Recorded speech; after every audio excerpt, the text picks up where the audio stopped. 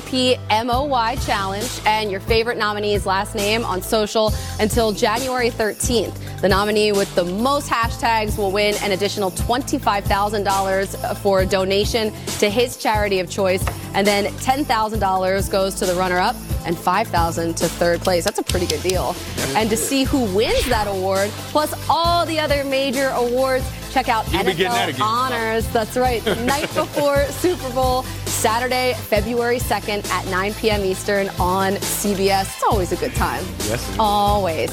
So both the Eagles and Saints hoping to make it to Atlanta. 2 more wins to go starting tomorrow in New Orleans. Let's check back in with Aditi Kinkhabwala and Tom Pelissero, who are live right there ahead of the matchup. And Aditi, the Eagles are back where that ugly game ended. Well, they are. And Colleen, you know what? For much of this season, the Eagles' Achilles heel has been that secondary. And in that Week 11 game that you were talking about, they had to play 2 practice squad guys at cornerback. It's a group that's been racked by injuries and short on bodies. But safety Malcolm Jenkins told me he really feels that the back end of this defense has solidified in the last few weeks. Defensive coordinator Jim Schwartz credits Jenkins with that. He says he's the guy that keeps that group focused. But Jenkins said to me it has a lot to do with attitude. And he used Cravon LeBlanc as an example. This is a guy the Eagles picked up off the street. The first time he played a game, he didn't know the playbook. But what Jenkins said was he was ready to fight. He was ready to compete. I will always take a guy like that. And that's what we have right now. Of course, it won't be so easy tomorrow. Right, Tom Pelissero? Well, Aditi, the Saints offense put up 546 yards in that 48-7 blowout of the Eagles back in November. Philadelphia paid a lot of extra attention that day to the NFL's leading receiver, Michael Thomas, who still hit them on a couple of big plays, while rookie teammate Traquan Smith broke out with 10 catches for 157 yards and a touchdown. Smith told me this week, if they have a plan to double Mike again, somebody else is having a big day. 2 key Saints on offense who missed that first game against the Eagles, back for this one. Wide receiver Ted Ginn Jr. and left tackle Teron Armstead, who told me he is not 100% with that torn pectoral muscle, but added, I think I can go out there and do my job. Colleen? All right, thank you, Tom and Aditi. Let's switch it around to the other side, because when we talk about this matchup, got to talk about Nick Foles. Since 2013, Nick Foles has a .765 win percentage in December, January, and February. You got some goats on there. Which is among the best right there. Look at the names that you see up there. Look at those names. Peyton, Brady, and Luck. Foles is the only backup. And Nick Foles. The only backup up there. I know, pretty crazy. All right, you guys know what time it is? A big Jeezy face right Careful, there. little clock. Time for mic drop. Best time of day. Hey. All right. All right. What's in the notebook over there? Well, the coaching hires. You know, we had so many things that we wanted to talk about, and we were trying to plan it out, and then they all happened, and it's just so the 2 things that I did want to talk about. Brian Flores, as the Dolphins' next head coach that Ian Rappaport mentioned earlier, did a great job during the interview process, because when you go in, you're a Patriots assistant, you've got to go in convincing them, hey, I'm not going to be Bill Belichick. And my understanding was that the Dolphins realized that he's going to be, they hope, the best of Belichick, while also really doing it his way and not going somewhere and trying to institute all these rules that you see Matt Patricia there. He tried to institute in Detroit and ruffled some feathers there. I'm not saying Patricia's not going to be able to eventually establish the kind Guys of need rules, though. Guys do need rules. But it's about getting them to understand why you're doing them, and getting yourself to understand which ones are really important to do. So I don't think that you can just look at Brian Flores and say this is going to be another leaf that's going to fall off of the Belichick tree. I think he's going to do it a little bit differently and do it his own way. He's an impressive guy. He's got that big personality. He's got the ability to the old command the room. That's the cliche we throw out this time of year. So I think this is a really good hire, and I give him credit. All the teams out there looking for the young offensive coaches, they go in a different direction here, and they say, you know what, we're going to pick between him and Chris Richard. You got a comment here? Because I want to get to Richard in a second. Go ahead. I want to get to Richard in a second. I'll let it go. But you know Chris Richard. I was going to ask him. Yeah. I thought Chris Richard was up for the Miami job as well. He was up for there, and he was a finalist here between finalists. They didn't really do a second round of interviews, but he was, let's call him the runner-up, I'd say, here. And Richard, to me, in talking to people around the league, I mentioned this a little bit on air yesterday. When you hire somebody, let's say you're hiring a Belichick clone, or let's say you're hiring the next Sean McVay. Mm-hmm. What you're asking that guy to do is, whatever you learned over here, pick it up, bring it over here, and establish it over here, because we're impressed with what's happening there. We want a little flavor of that ourselves. Well, look at what Chris Richard has done. He has taken that mentality that they had in Seattle, that atmosphere in the defensive that he was part of creating, that he was part of creating, and he reestablished it in Dallas. I mean, you can see it on tape, the way that they are playing with that attitude and that mentality.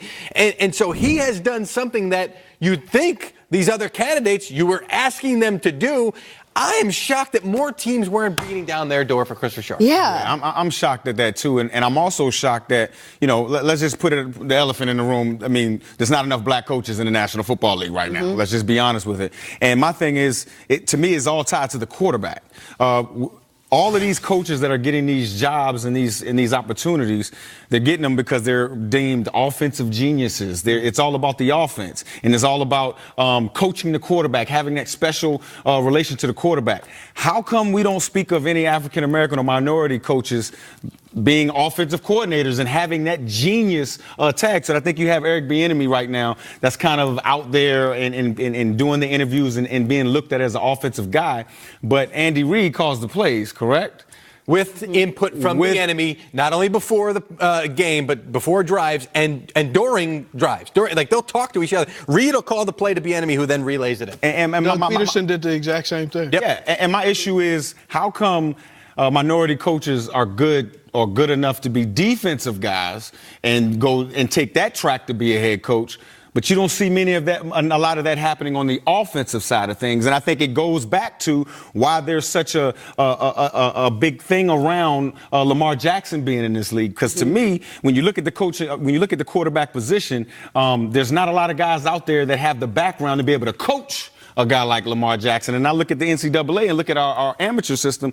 There's guys with those traits coming into the league. So I think we need to do something to fix or prepare African-American or minority coaches so that they can get those opportunities offensively. What can be done, though? How can it be? Start identifying them early. I mean, look at the guy and look at Chargers. Look at Anthony Lynn. Yeah, he went from a running back coach to a head coach. By the way, he didn't even get a chance to call plays. By the way, many people look and say, "Oh, there's a defensive." He's not a defensive guy. Offensive coach. He's an offensive guy. Well, one of the things we have to really have to understand is, the Rooney Rule was implemented because there was a lack of opportunity for minorities. Why do we even have it? And we have the Rooney Rule. One is just to give them an opportunity to be interviewed. But, Steve, that's the issue. Why do we have to have a rule if we're supposed to be all good and equal and all that type of stuff? Why do we have to have a rule to guarantee that a black coach gets an interview opportunity? A minority coach gets an interview opportunity when 75 to 80% of the locker room is minorities. Yeah. Well, can I tell you why? Why is that? Because if we don't have the rule, it wouldn't happen. Okay, well then that's the issue. That's the issue in America. That's the issue. It's bigger than just football. It is. Absolutely. But you asked me, and I'm just telling you, that's what the rule was implemented for. Because if there was no rule, there were not people of color or minority getting an opportunity to get the interviews. That's the fact. Starts with the rule, but more needs to be done. 75 to 80% of a locker room looks one way, but the management, people that representation matters. Speaking of a minority defensive coach, I mentioned here a couple of weeks ago, Todd Bowles, head coach consideration. He did have conversations with both the Browns and the Bengals. They were trying to set something up in Cincinnati. He said, you know what, I'm going to Tampa. I'm going to be the defense. So he did get some head coaching attention. All right, so coaching carousel, it is slowing down. Yes, so it is. Coming up next, we're going to sit down in the film room with Sean McVay and Jared Goff. Our Kurt Warner's going to... If you even know Sean McVay, you'll get a coaching job. Hey, his tree. He has a shrub, a coaching shrub. That's what he was saying. Okay, also ahead, we love guarantees like the one this guy made 50 years ago today. We're talking guarantees for this week as we continue. Today at 12, we go one-on-one with Patrick Mahomes. We've prepared for this all season long. We're ready for this. Then tomorrow, the Saints defense talks about the revival in the Big Easy. People gonna see what we're about. NFL Game Day morning, today and tomorrow live on NFL Network. Every Tuesday, Elliot Harrison reveals his exclusive power rankings.